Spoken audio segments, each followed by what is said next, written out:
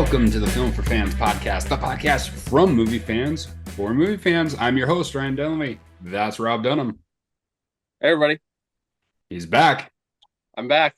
I'm for real. Yes, it was good to have Steve Glam filling in for us last week, but Rob is back on the case. Yes, thank you, Steve. Always appreciate any help you give us in your assistance. Yes. And we've got a great show for you. We'll do a little bit of a box office update, and then the majority of our time will spend with a third installment of our series revisiting Best Picture winners from the past. And this week, we are going to be tackling the 2006 classic, The Departed. So that's going to be a fun one to talk about. And so that's going to be the majority of the show today. But let's get started with a little bit of a box office update.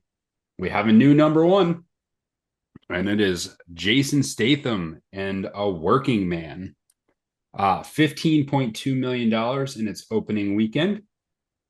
Snow White in week two pulled in $14.2 million, a 66% drop off from week one. So the bad news gets worse. Yeah, not ideal. Disney is going to lose quite a bit of money on this one. Yeah, considering $66 million is probably far lower than they were hoping for the opening week. Yeah. Much less 2 weeks. Yes, indeed. Number three, The Chosen comes in number three. So regular box office charter when they released the initial episodes in the theaters, it has done well. It did $11.4 million. So that is nothing to sneeze at. Yeah. That's really good for that sort of thing. The horror film Woman in the Yard finished fourth, 9.4 million. And the fourth of new movie of the five in the box office this past week was Death of a Unicorn, the A24 kind of comedy horror drama thing. 5.7 million in its opening weekend. Anything to comment on there?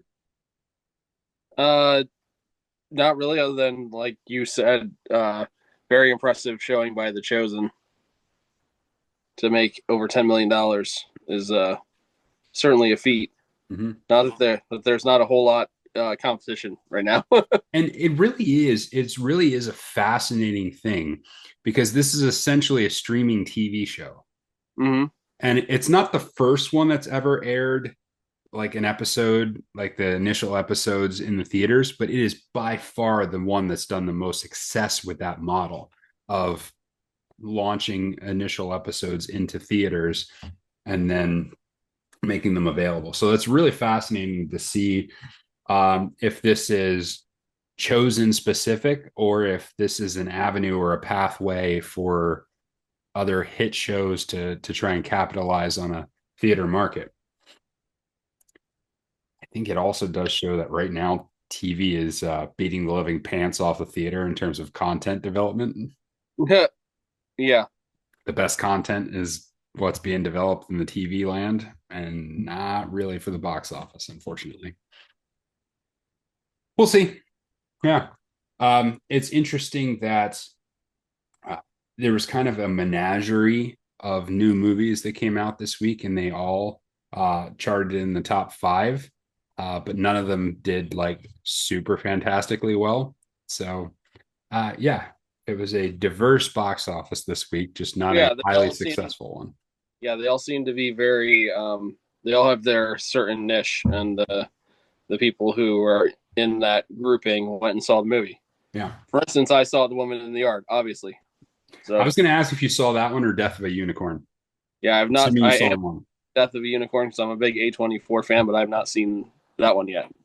Yeah, I'm curious as to what Death of a Unicorn is because it looked like it could kind of be interesting, but yeah, I wasn't sure.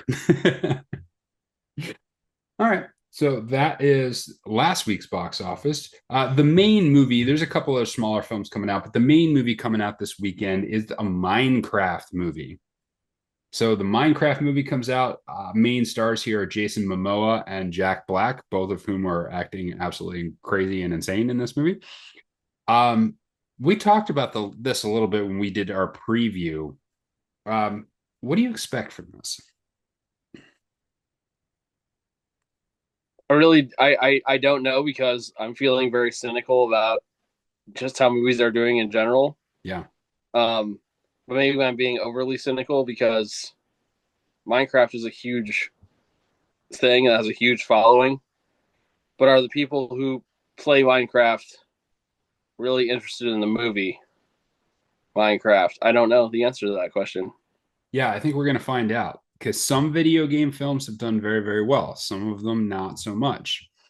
Um, it really is interesting. We're going to see. We're going to see. I feel like there's no way it could possibly do less than 40 to 50 million dollars. You think that's the floor for it? I think that's the floor. See, I would say the floor is probably more like 25 million. Yeah, I think if it did 25 million, it would be a disaster Do for you them. think they're expecting this to be like $100 million movie? I think they are, and I don't know if that's going to happen for Yeah. them. I think the way they've marketed it and who's involved with it, I think they are banking on it being 80 plus million dollar movie, and I don't know. I don't know if I see that. I've looked at no actual projections from people who actually study these things, so Yeah. these are thoughts are all based on gut. And if I looked at the numbers, they might tell me that I'm completely wrong. But my guess would be 40 to 60 million if I Yeah. had to My, guess. my guess would be I see a wider range for this one. So I would say like 25 to 75 is what I'm thinking because I just don't have any sense of what the market for Minecraft is. Combine that with the volatility and unpredictability of the box office right now when it comes to IP. I'm just not sure what to expect. So, Yeah, because I wonder if combining the live action with the animation is going to help it or hurt it. yeah. Because they could have made this movie strictly animated, Mhm. but then it probably wouldn't have told the same story that they're going to try and tell with the movie. So they probably felt like they had to have the combination. Yeah. I am curious to see how this one does. I wonder if it's going to be a harbinger for what happens in the with the May movies I mean, that I know kind my of like 10-year on the old son cusp. wants to see it. So the question is, how many 10-year olds are going to convince their parents to take them to this movie? Yeah. Hard to say. Well, probably one on the other end of this recording here. Yeah, I mean, we have seen movies like Super Mario and Sonic and these other movies do fairly well. Yeah, Um, is Minecraft that strong of a brand? Hey, they're betting it is, so we're gonna find out. we will. All right, let's move on to our main discussion elements. This is the third in our series of look back at some of our favorite best picture winners from previous eras. Um, we have previously done Parasite, Amadeus, and now we're doing the 2006 film The Departed. And this one was my nomination. This is one of those films that I loved it the moment I saw it and was then shocked that it actually won an Oscar. So I was glad that it did, but this was back when like good movies like this could win Oscars, Yeah, you know? And a movie people saw that won an Oscar? What? But it's a really really interesting film. It's a fast-paced film. It's certainly has a lot going for it, and we're going to get in and break it down. But we'll start out. We'll give you kind of some of the basics of it. The movie came out in 2006. The director was Martin Scorsese. The main cast included Matt Damon, Leonardo DiCaprio, Jack Nicholson, Vera Farmiga, with also cameos from Alec Baldwin and Mark Wahlberg. The film won 4 Oscars at the 2007 Oscar Awards. It won for Best Picture. It won for Best Director for Martin Scorsese. It won for Best Adapted Screenplay and for Best Editing. And I will have a lot to say about the editing as we get into the breakdown of this particular film. What's fascinating about that, if I can jump in here, is Yep, that absolutely. one thing you did not say was any of the acting awards.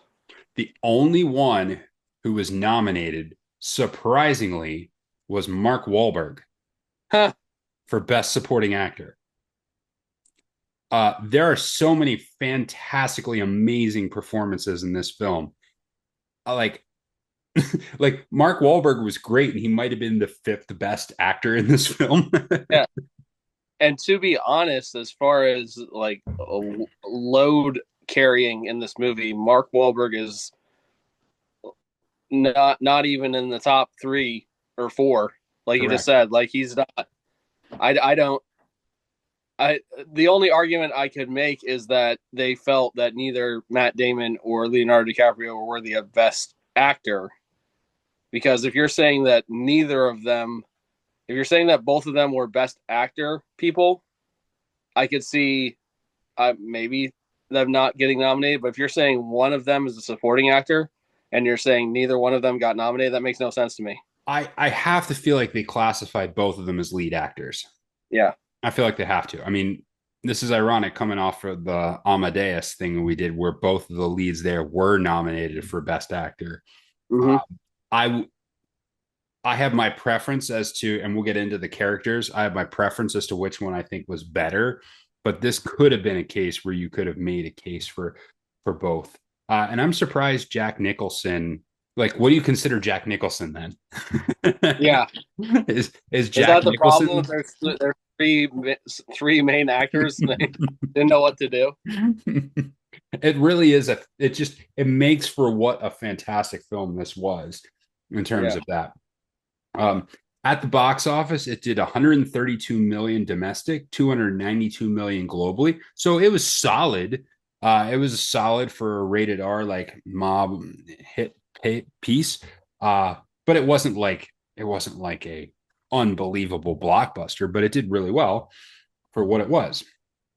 And um, there's so much into it. And so, Rob, how many times have you seen this movie total? Twice. Twice. That's Yeah. right. Yes. And the second time was the last 2 days. Yes. So this is going to be interesting because this is one of my all-time favorite films. It's on my list of 50 that's not official yet, but The Departed would be on the list.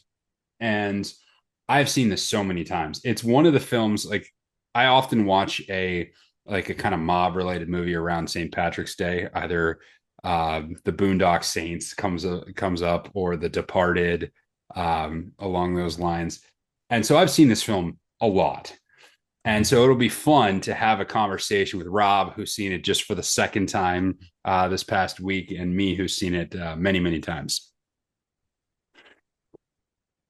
So how we'll do this. We'll kind of do it similar to how we did Parasite. We'll kind of break it down into a couple of different sections. And let's start off with the tone and the feel of the movie, which you get straight from the start. The intro of this film just kind of sets up what film you are going to be involved in. It starts immediately out with a fantastic um, song, Gimme Shelter by the Stones, playing in the background over an immense Jack Nicholson monologue to kind of kick off the film. Uh, but what did you make of, like, as you watch this movie and you get a sense of it as the movie begins? What was your impression of it? I mean, the overarching word I would use for tone is gritty, and Mm. that's like, um, as a Pittsburgh fan, I don't like using that word because that word is some other town's sports teams for Yeah. some reason. Uh, or giant orange Muppet looking death mascots.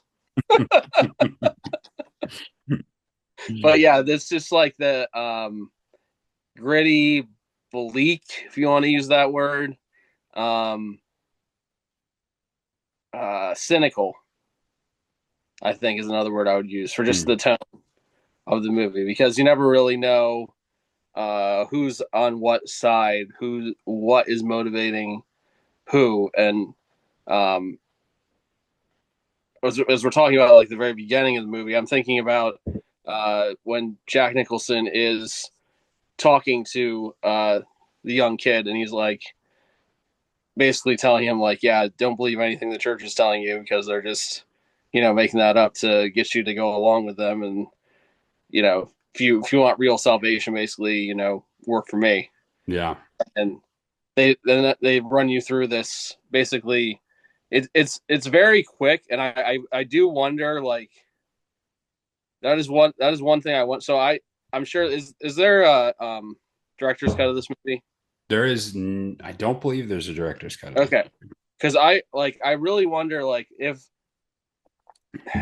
could it have used some more exposition on the kid growing up angle, and could it have used some of William Billy Costigan's story growing up too, like just to compare and contrast, Yeah. because they really reference his story later on, but they don't really show it, Hmm. and they show Matt Damon's character's story from when he's a little kid, Yeah. and then you kind of see like it fast forwards, and then they're in the police academies, Yeah. and you set up this, and the movie is really like, as much as Jack Nicholson is a huge part of it, the movie is really a story of two men, Yes. and it really sets that up right from the beginning of the movie. Yeah, and this film is very, very Boston. It has that kind of Boston feel. And it's funny you say it's gritty because, even when we're talking about sports, but I would say if there is a town that Philadelphia kind of most represents, that's kind of closest as a kindred to, it's Boston, that kind of working class, gritty town. They have their funny accents. They do, it's that kind of kindred thing, but it's very, very Boston. You get in addition to Gimme Shelter fairly early in the movie, you get the main theme, I'm shipping up to Boston, from the Dropkick Murphys, which is just like Yeah, an amazing, just like slap you over the face uh, yeah, thing. and And I think it's so perfect for this. for a long time, I don't know if they still do, but that was the song they played after the Red Sox victories at Fenway Park. I don't know if they still do what they did for a long time. Yeah. It's very much a Boston anthem. Yeah. Yeah. And it's that kind of movie. It sets the tone. Like, this movie slaps you in the face. It is in your face. It is loud. It is boisterous. It is, though there is a very strong female character, it is very masculine in nature, and it is a lot of fun. It's a lot of fun while being dark and gritty at the same time. So it's Mhm. it's an interesting kind of vibe that goes to it. Um, so early in this movie, we start out with an introduction to Jack Nicholson, who he is. We get the younger version of Sullivan, played by Matt Damon, um, when he is a kid. So you get a little bit of his backstory. You get introduced to Billy Costigan, who is the other character of the main character of this film, played by Leonardo DiCaprio. They do not choose to show a straight up backstory for um, DiCaprio's character here. You get pieces of it along the way as his story unfolds, which is an interesting juxtaposition as to how they're telling you kind of where these characters come from. So what did you make of you talked about a little, what did you make of how they debuted these two characters? You also get the long montage kind of them both going up through the academy together. Well, not together, but like separately, but going through the academy. Yeah, I think if I had to ask him, and I'm sure he's given interviews about this, that Scorsese is not an idiot. So I think there's something intentional about how he introduces the two characters and why it's different. And I think it's because he wants you to be on, even though it turns out that he's kind of the worst of the two. I mean, we can debate that as far as what being a human means. He wants you to be on Sullivan's side from the beginning of the movie, You and think so? and that's why he's introducing you to him as a kid, Hmm. because trying to say, look, here's this kid, he's just minding his own business. He was drawn into this. Of course, he's going to grow up to want to, show respect to this guy. He calls dad several times throughout the movie on the phone. Now, whether that's just like code so that people don't know who he's talking to, I think it's more than that. I don't think it's just code. I think he is he's very tied to him, and it's what we'll get to later in the movie why it causes such strong emotions in him, especially at the end of the movie. Yeah. Um, but I think that he did that on purpose to give you more of an emotional connection to the Sullivan character as opposed to the Mhm. Costigan character, because you're really just introduced to Billy as, oh, it's just this kid in the state police academy, and that's what he's doing. The key thing is he is defining the characters differently. He is defining the characters differently, even though you see them kind of both going through the police academy, both kind of um, going about their ways. Your introduction to who Costigan, played by DiCaprio's, is really comes down to the key scene early in this film is the scene where Costigan gets called into Queenan and Dignam's office. Well, Queenan's office with Dignam there. And that scene is what defines his character for the rest of the film. But before we get to that, I want to hit on this right from the start. I think one of the things that really stood out to me as I was analyzing the film this time I watched it was how good the editing of this film was. And so when I look back, and I was not at all surprised to see that it won for best editor, because throughout the entire movie, you're basically cutting back and forth between these two characters' stories and how they interact with the other characters in the film.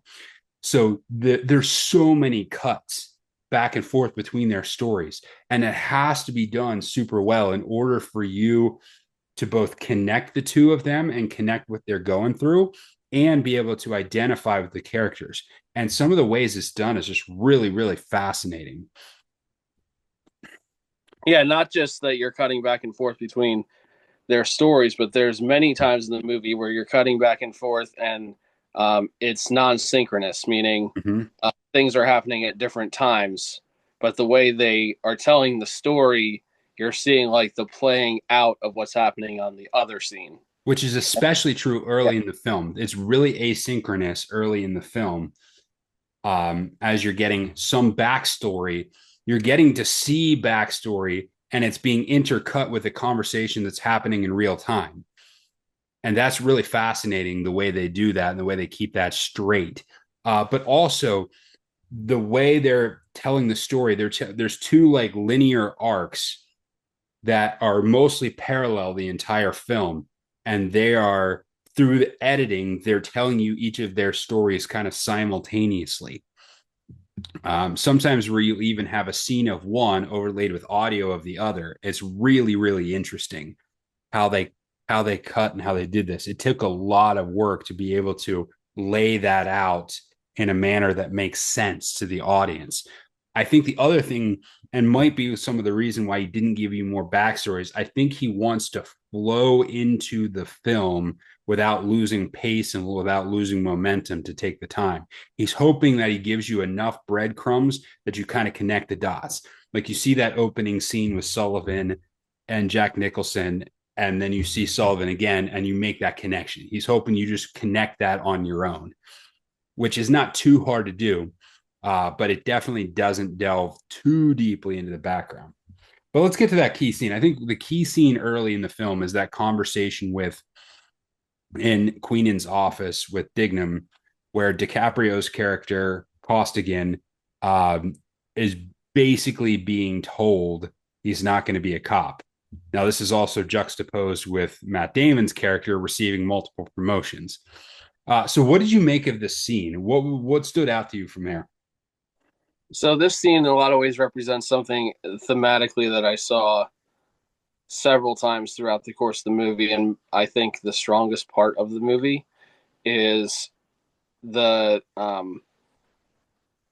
the tension in between characters, because you don't know what anyone's true motivation is, and it seems like this scene being the first one of several, that any certain turn of phrase could turn this scenario one way or the other.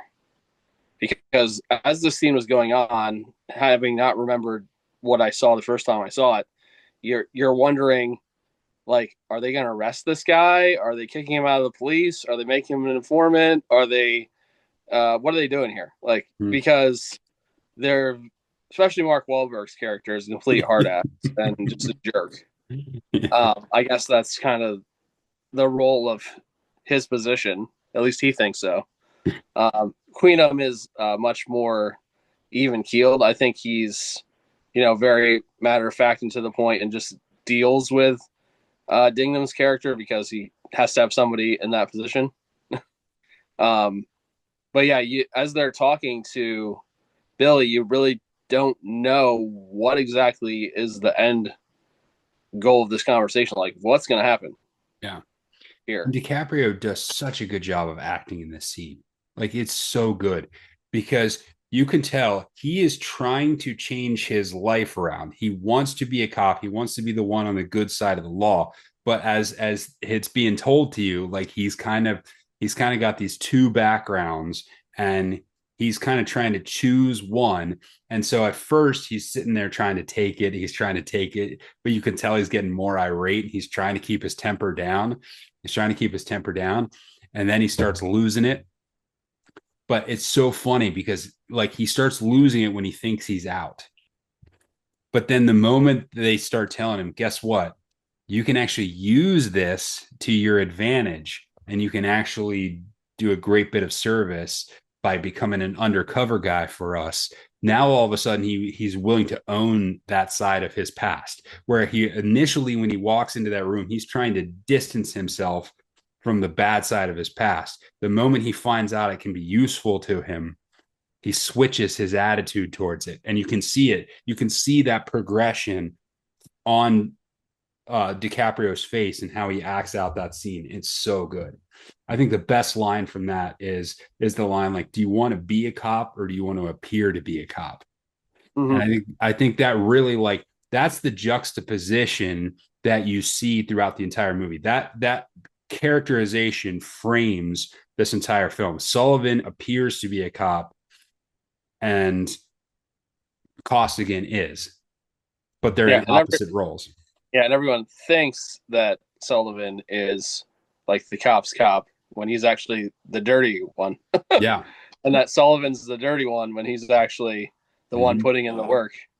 That juxtaposition is what drives the story. That tension between the actual cop undercover versus the actual criminal acting as in the role of an actual cop, like that really just sets up a tremendous amount of opportunity and tension.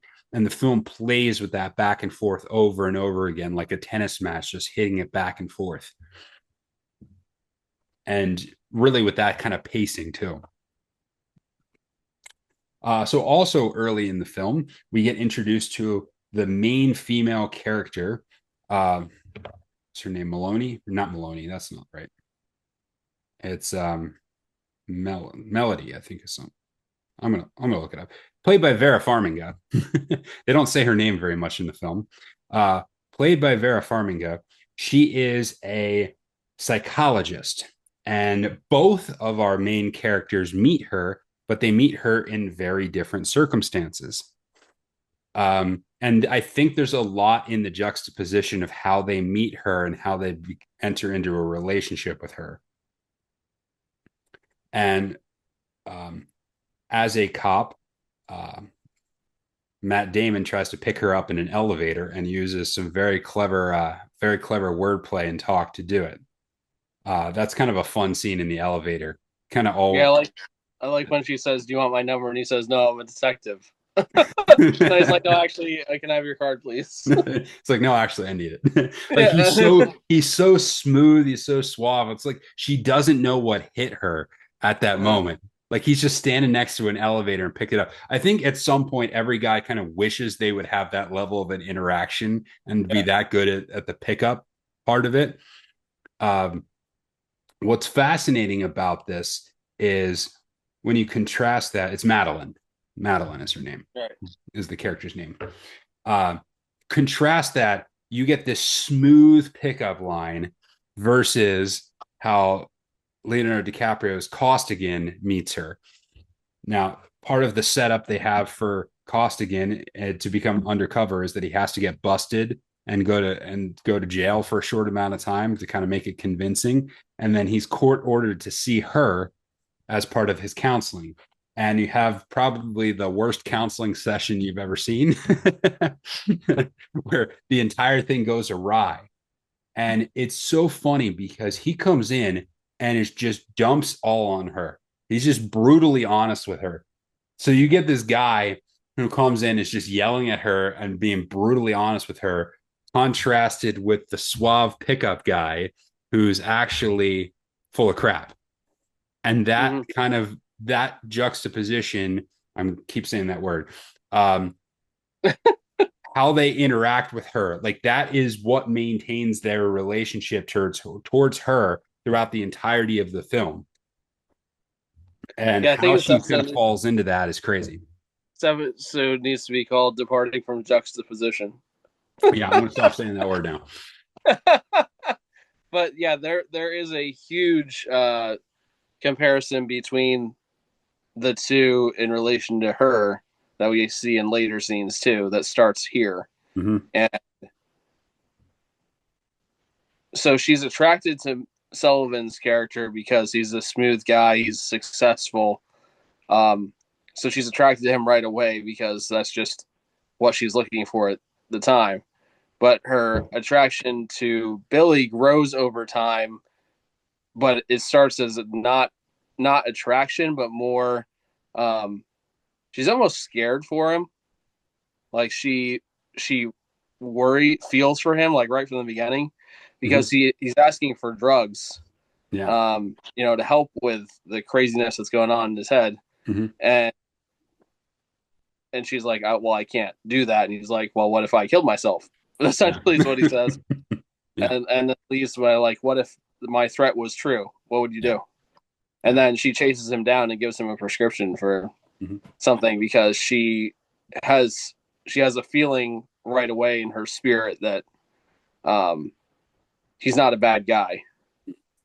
And I think she has this feeling about Billy that he's not a bad guy, and I think she's kind of blind to it, but I do think she has kind of a little apprehension about Sullivan's character that he might not be as good of a guy Mm-hmm. as she thinks he is. It's the classic idea of Billy Sullivan, who she spends most of the movie dating, is the guy and is the relationship she thinks she wants, but it's full of secrets and lies. And her attraction to Billy Costigan is because it's an entirely different type of relationship.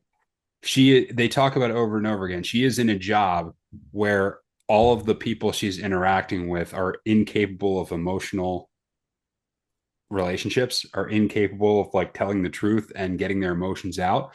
And Billy is the exact opposite. She's drawn to him because he will say what he's thinking, because he will be vulnerable, and because she in turn can be honest with him in ways that she can't with Sullivan.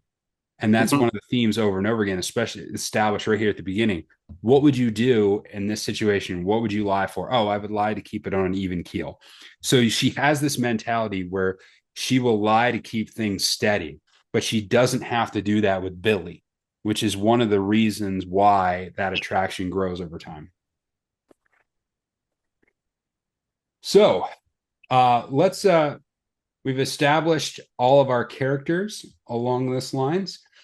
And we have found that the two main lead characters are in opposite positions, one undercover as a cop and one undercover as a criminal.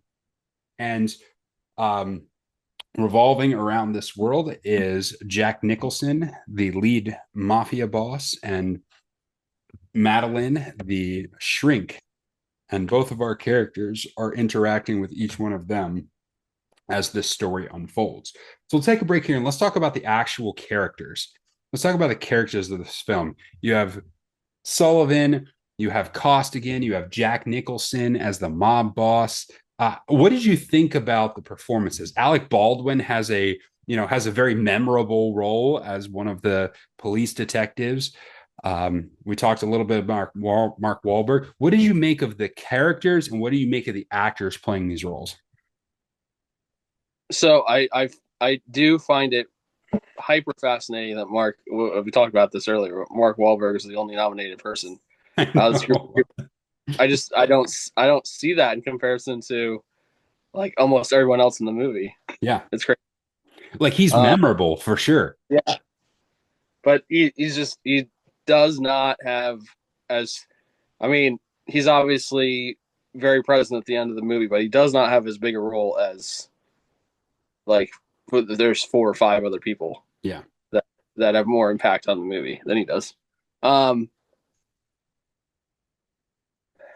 out of the two main guys, uh, man, I so we talk about how their characters are different because one is like full of emotion and willing to like bare his soul and be out there.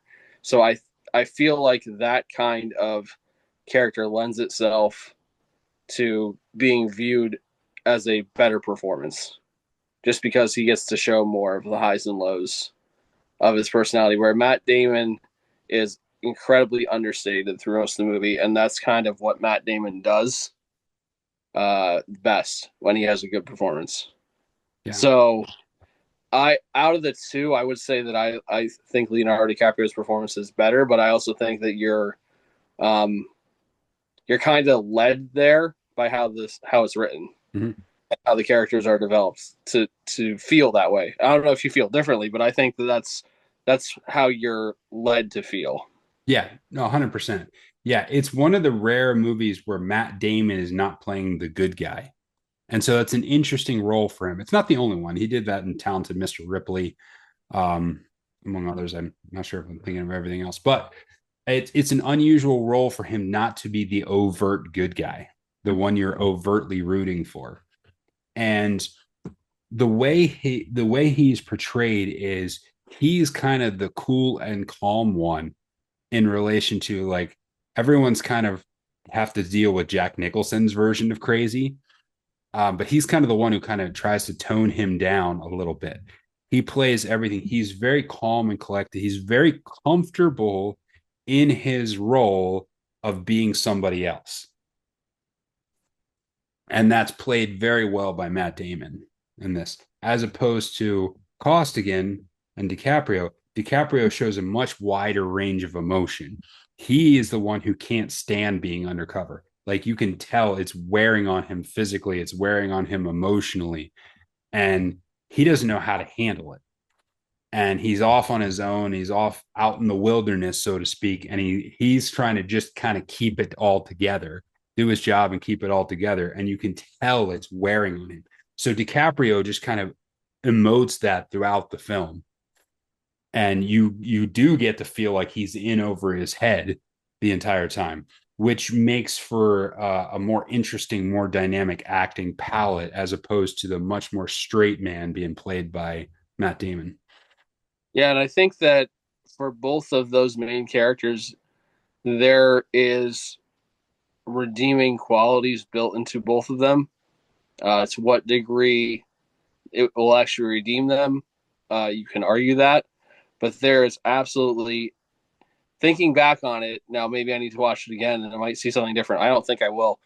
Uh, I think there's zero redeeming quality about Jack Nicholson's character. Yeah.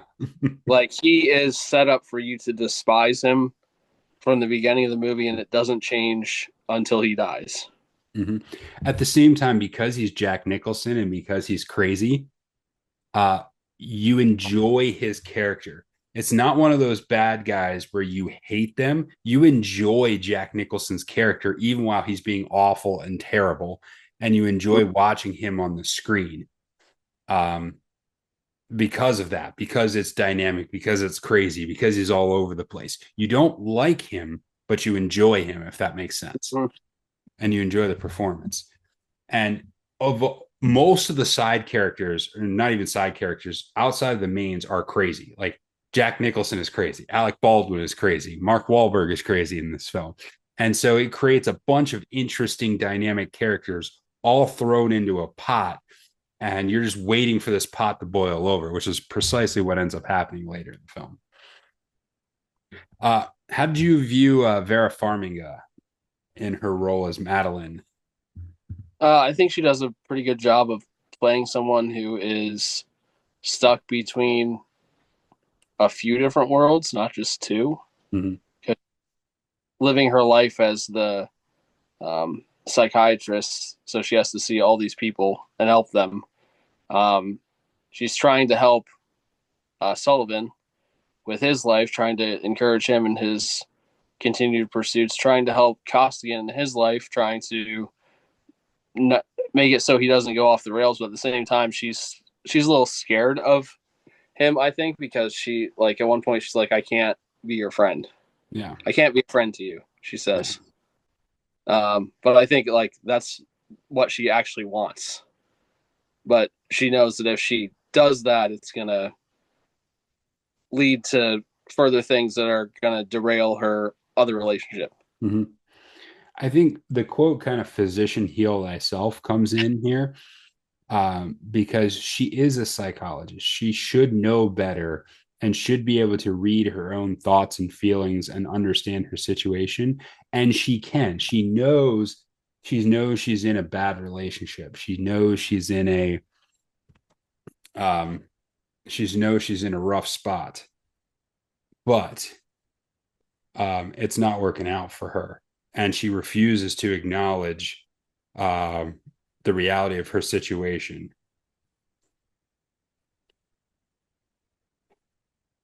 So yeah, and it puts her. She's kind of caught between the two worlds and doesn't know what's happening at the moment.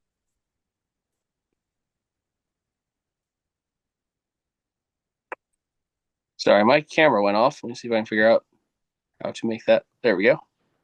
There I am. Yeah. I don't know why it went away, but I'm back.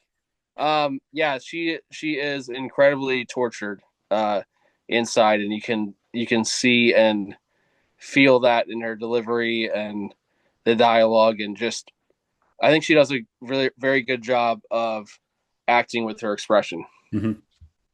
too. Maybe the best out of all of them. Yeah.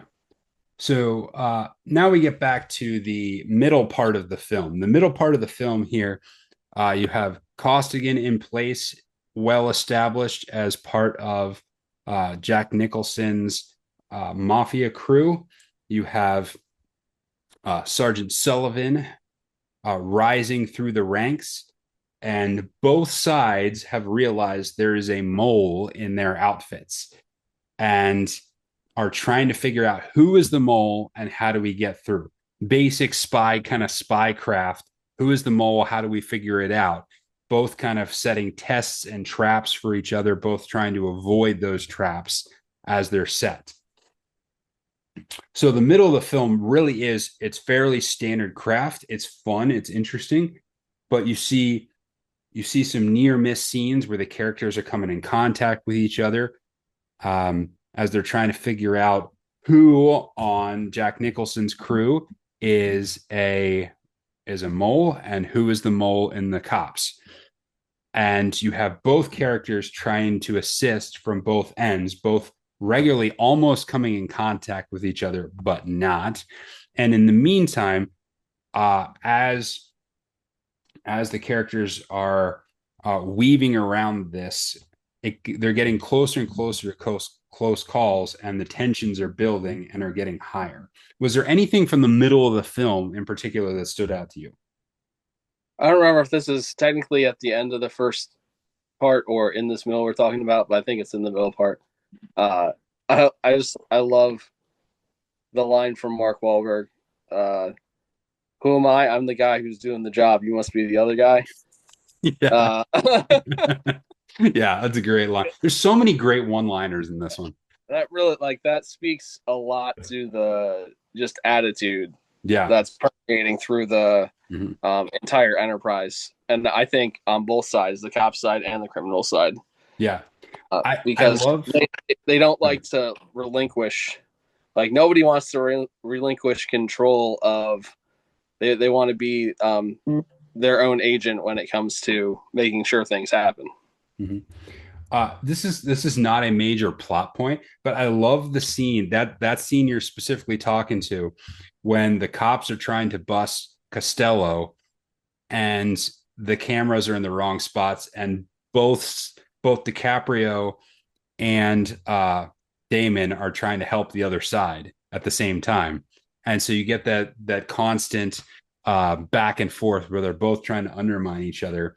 And my favorite part is Damon reaching into his pocket to feel his old school cell phone, and he's by feel knows how to text and send the text message out. Yeah, And yeah. I'm like, I can relate to that. Like back in the day when you had a cell phone of a similar ilk, do you think you could have done that? You could have navigated your phone to the text messaging and sent a text message without having looked at it?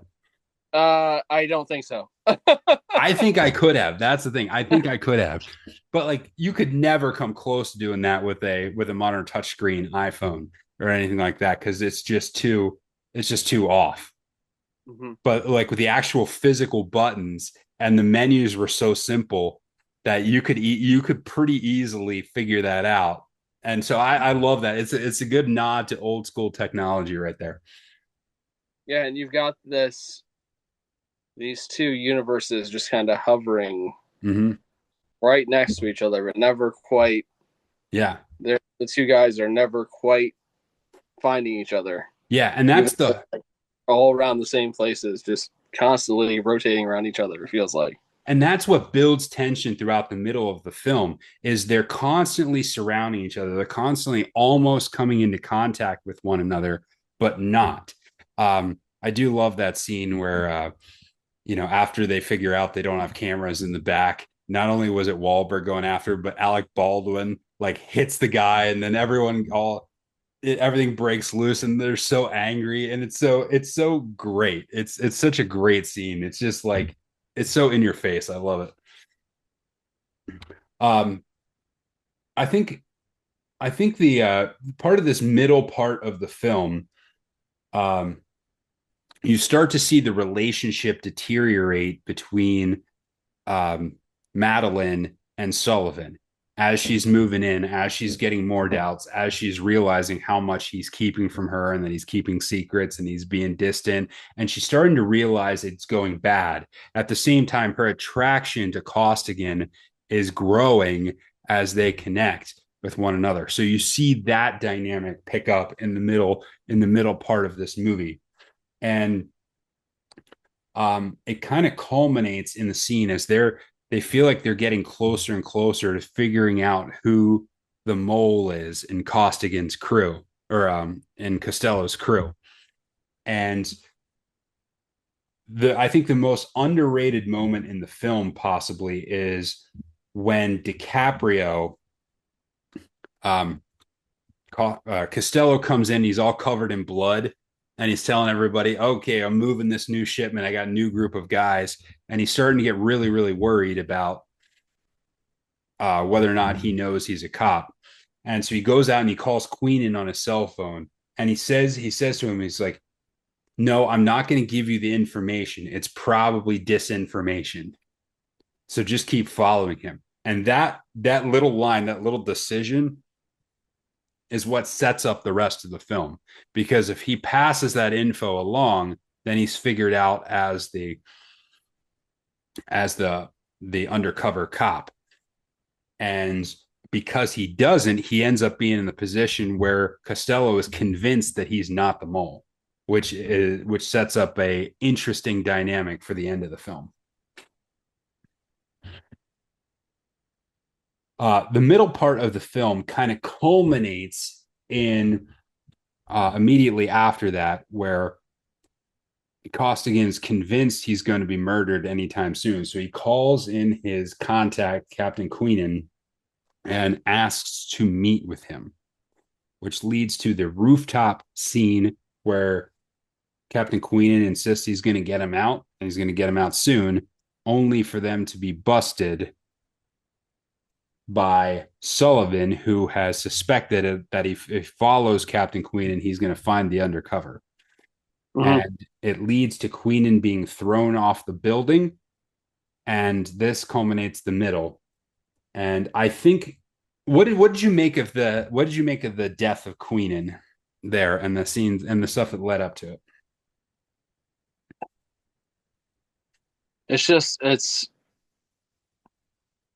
it's unfortunate. It's kind of pointless in a way because he's really collateral damage Yeah. if you think about it, because he is working to find this thing, but he's not, as much as they think he's close. I don't think he's as close as they think he is. Mm-hmm. Because there's still a lot more dots to connect before he figured this whole thing out. Yeah. Um, and man, awful way to die. I can't imagine getting thrown off a building and just and then Leonardo DiCaprio just rounds the corner and he lands right in front of him. Yeah, splat. Yeah. He's now covered in blood. Yeah. Yeah. It's it's this that kind of shifts us into the final third of the movie, because up until now they've really been traveling along parallel tracks. They're both circling around Jack Nicholson's character, they're circling around Queenan's character, they're circling around Madeline's character, and never coming in contact.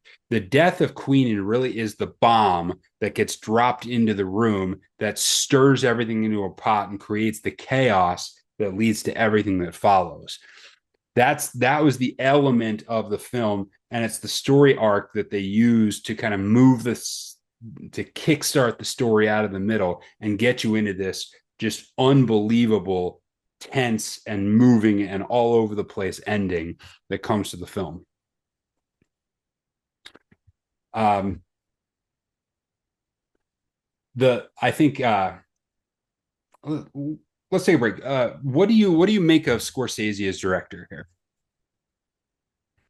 I'm a big fan of Martin Scorsese, just period. In fact, I might be doing another one of his movies later on in the series. Been thinking about it. But he is with most great directors, there is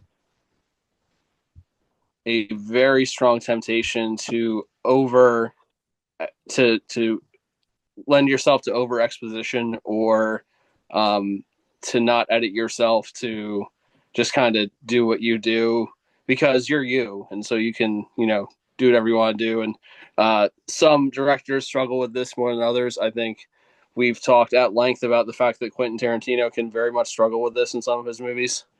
And I think it's to Martin Scorsese's credit that even though this movie is 2.5 hours long, he has presented it in such a way that it feels like a tight, thrilling movie. Yeah.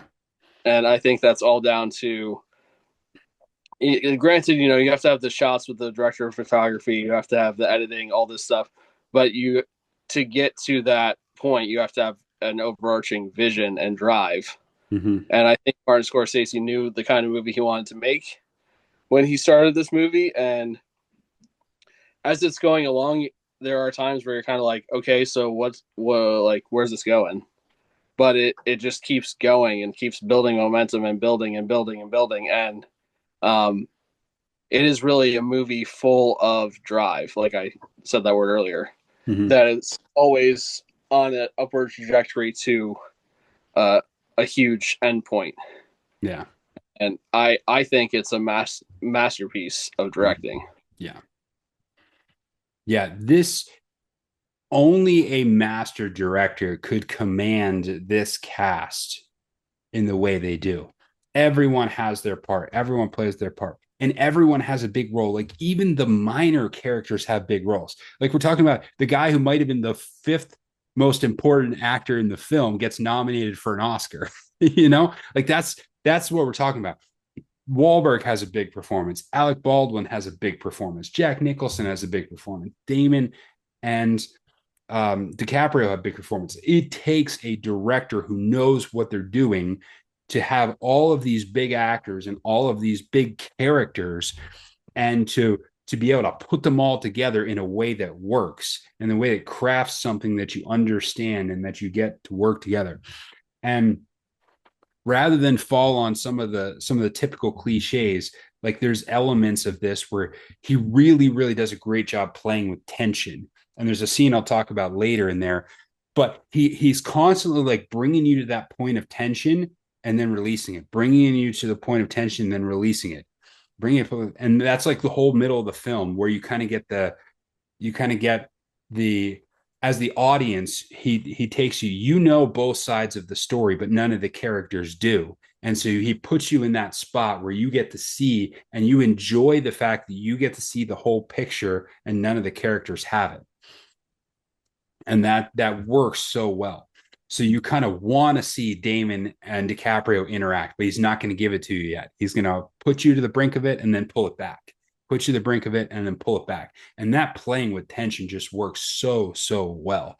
It's a really, really tight film. There's not a lot of wasted energy in it. Mm-hmm. All right. So back to the ending of the film. The death of Queen Anne creates massive chaos. Um, Dignam wants to fight Sullivan over his treatment that led to the death of this. DiCaprio no longer knows what to do now that his main contact is dead and he can't get a hold of anybody. In the meantime, Sullivan, now in possession of Queen Anne's belongings, finds out two revelations. He finds out that Costello has been an FBI informant, and he finds Queen Anne's cell phone that was on his dead body. But one of my favorite quotes in the entire film, which has become a little bit of an online meme, is when Dignam goes ahead and punches Damon in the fight over the death of Queen Anne. Alec Baldwin essentially fires him and then utters the line, "The world needs plenty of bartenders." Yeah. It's such a great line. It's so Alec Baldwin. It's great. But one of my favorite scenes, I think maybe even my favorite scene of the entire film, is that moment where Sullivan gets the idea that he's going to use Queen Anne's cell phone to call Costigan.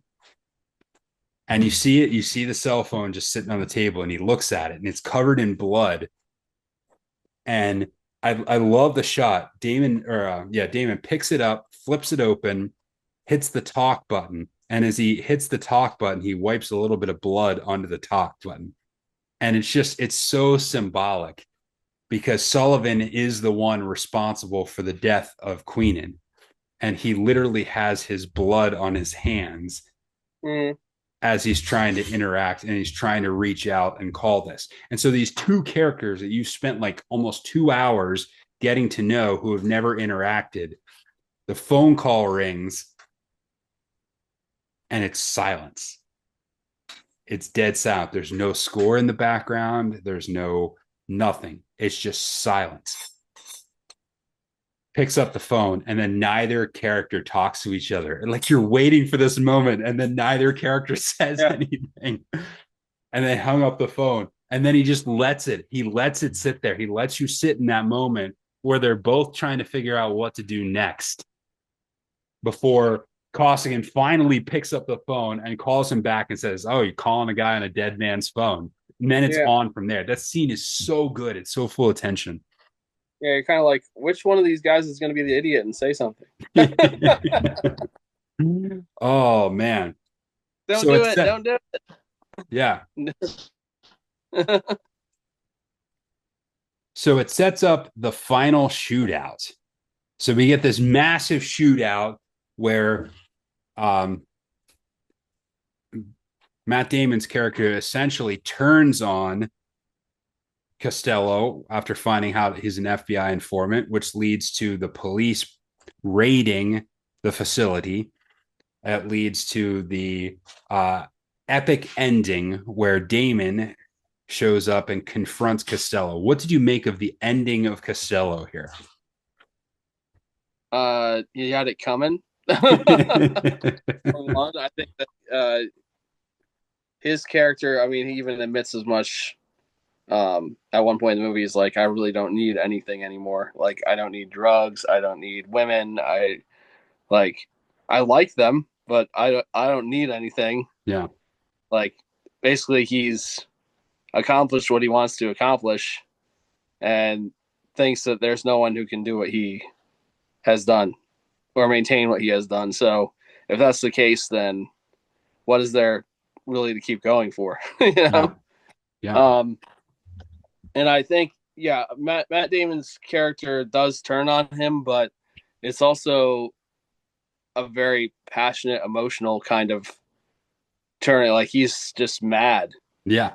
and so he shoots him. Like, he's mad, so he kills him, which is Well, what's yeah, fascinating is the whole time you expect Damon to shoot him, but the way it plays out is so fascinating because they start talking about what's going on and why. And that's when Damon says, "Oh, I get it. I'm supposed to be your son." mm-hmm. Oh, and that's what this is all about. And at that point, um that's when Costello turns around and tries to shoot Damon with and then he responds and shoots him dead from that point. Yeah, That was really fascinating the way they brought that out. Um in the interim at this point, you finally get the meeting between the two lead characters when Billy Costigan comes into the police station, and Damon, at this point, having gotten rid of Costello, is trying to go and actually play the legitimate role of being a cop and kind of going to try and brush it all under the rug and bring Costigan back in as an actual police officer. And Costigan figures out that, Sullivan's the mole, which mm-hmm. at the same time, the relationship between, which then triggers the relationship continuing to deteriorate between Madeline and Matt. And you get the interesting scene where the package shows up at the house from Costigan to Sullivan, and she finds it. And I love that little scene because you know what she's thinking in that moment. She's thinking, "Oh, these are the two guys I'm involved with. What is one trying to say to the other?" And Yeah. she thinks that How these guys know each other? What's going on here? she thinks it's got to be something about her that Costigan is trying to send something to her boyfriend about her. And so she opens it up, and lo and behold, finds that her boyfriend that she's living with is actually a mafia guy, and then that all goes downhill, which leads to the confrontation up on top of the rooftop, and one of the most surprising, dramatic, and violent ends to a movie. Everybody dies. Everybody dies. What did you make? What did you make of that whole rooftop elevator multiple headshot scene ending here? I mean, it's very Shakespeare, Yeah, very, very Shakespearean. yeah, Everybody, um, but yeah, what I liked in that scene is you find out that there are a couple of the other cops who have had bit parts throughout the movie that are also uh, either undercover with the mob or working hard to stamp out corruption and very passionate about it, and they die too. And mm-hmm. it's just it's brutal. Going back to the scene where she's listening to the CD on the stereo. Yeah, One of the lines that really stuck out to me was when she says to him, "I thought I was the liar," yeah, um, because she's obviously having this having or had, however you want to phrase it, this affair with Billy, and um, I it would be hard. Is there really anything that's worse than another thing when it comes to something wrong? I don't know, but she probably thinks that it's much worse to be an informant for the mob that's responsible for probably hundreds of people being killed. So yeah, I can't imagine the turmoil that's going through her in that moment. Like he can't even get her to talk. He tries to open the door to the bathroom and it's locked, and that's when he leaves. Yeah. Um, and goes through that confrontation. And I also liked in the confrontation, seeing the one regular trooper who was introduced at the beginning of the movie during the training sequence is like you think that you're the only one on the inside, because obviously if you're that kind of organization, you're going to build redundancy into things. Yeah. Because, like I said earlier, one of the main themes of the movie is people trying to be the captain of their own destiny or their own agent of success, and um, probably being blind to the fact that they're not relying on just you. Mm-hmm. Yeah, and it's so interesting. Like when you get to the scene, they DiCaprio finally hauls Damon into the elevator, and it's so well done how they do it because they're in the elevator, they got to ride down 7 levels, and both characters like physically relax when they get. And so the audience naturally in that moment of high tension just relaxes for a bit. And it's in that moment of relaxation that out of nowhere comes the first headshot right to Yeah, coffee. ding, bang, you're dead. Yeah, it's the first time you watch it, it's so unexpected. Like it just comes out of nowhere. I mean, you kind of should be expecting it, but you're not. And then the next one comes, and the next one comes. You just get like bang, surprise, bang, surprise, bang, surprise, like all. And the fact that you're kind of at that point thinking, well, these two guys are way too important for one of them to die. Yeah, Um, but by the end of the movie, they both die. yeah. So And that's the thing is, he puts you in a point where, for a brief period of time, you think Damon got away with it. You think he's got his story straight. He's got everything lined up. Here's who this. Here's who did this. He's back on his normal task force. You think he got away with it, and there's a part of you that doesn't like that. It's like it grinds on you for a second. You want Damon to get his. yeah, but then you see that even before, I mean, we're very nearly coming up to the scene where he dies, but right before that, at Billy's funeral, Yeah. um, I think that that's even more powerful because you see Madeline there, and she's on the opposite side of him Mm-hmm. for one, and she's crying for two, and he realizes in that moment that she loved him. I think is what they're trying to show you in that moment. Yeah. And I also wonder, like, it's never explicitly said, but uh, it makes you wonder whose kid is the kid. That is the big question in the movie. Whose kid is it? Yeah, and Do you have I it? would, my money would be on Billy. Yeah. Personally. Because she has this moment where, like, when Billy turns up in her outside of her apartment to give her what turns out to be the evidence that's going to lead to Matt Damon's death, um, he turns up to give her something, and she almost starts saying something to him, and then he stops her. He's like, "Tell me in a couple of weeks." Mm-hmm. And so that almost gives you the clue that maybe she's going to tell him that it's his, Yeah. but they don't explicitly say, so you don't know. Uh, so then our film concludes with Matt Damon going about his normal life, opening his apartment, having arrived back in from getting a few groceries, only to find Dignam back from exile. And I love the shot of this. It just shows shoes with booties on them Mm-hmm. and just pans out, and you know what's coming when you see those shoes with the booties on. You know exactly who it is. You know exactly what's coming. And there's Mark Wahlberg standing there with gloved hands and a gun. And Matt Damon, I think, just says like, "Oh, okay." Like at that point, like what else are you gonna say? It's kind of a perfect ending. So my question is, and I'm sure this has been debated too, like, whose side is Mark Wahlberg on? Because if he was a straight police officer, he wouldn't be executing Matt Damon's character, would he? He has been pushed over the edge. Like he's a volatile guy, and he's been pushed over the edge by what he understands are the obvious murders of his captain and his informant, and he's not gonna let him get away with it. Mm-hmm.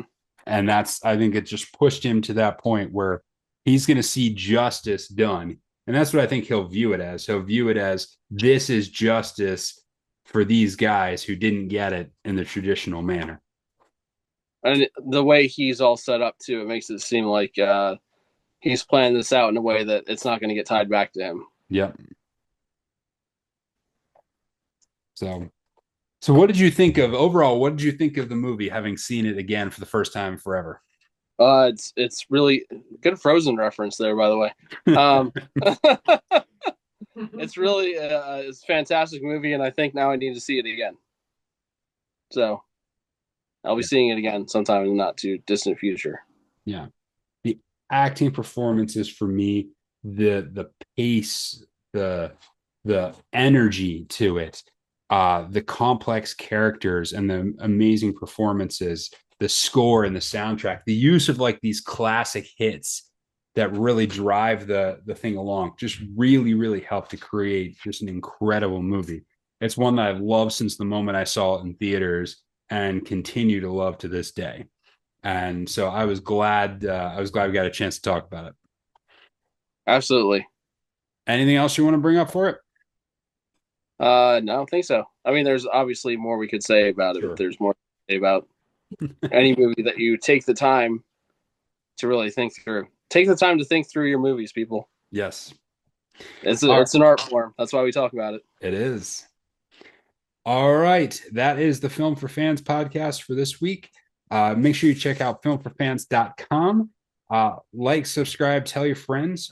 Make sure you check out last week's episode where we did movies turning 10. Until next time, enjoy the movies.